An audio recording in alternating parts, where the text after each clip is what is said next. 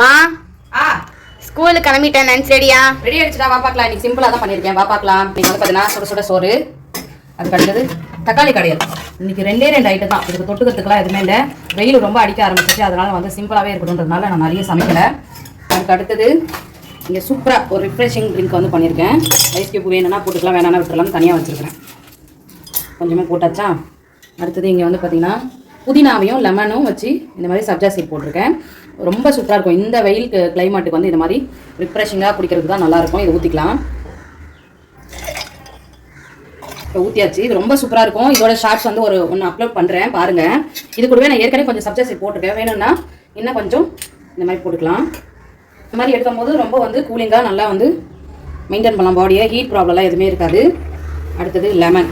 இது லெமனால் செஞ்சதுனால லெமன் வந்து வச்சாச்சு. அவ்வளோதாங்க. ஒரு சம்மர் ரிஃப்ரெஷிங் ட்ரிங்க்கு. அதுக்கப்புறம் பார்த்தீங்கன்னா தக்காளி கடையல், அதுக்கப்புறமா சாப்பாடுங்க. இன்னைக்கு லஞ்ச் பண்ணுவோம் எங்கள் வீட்டில் இதுதான். உங்கள் வீட்டில் என்ன லஞ்ச் பண்ணீங்கன்னு சொல்லி கமெண்ட்ல சொல்லுங்கள்.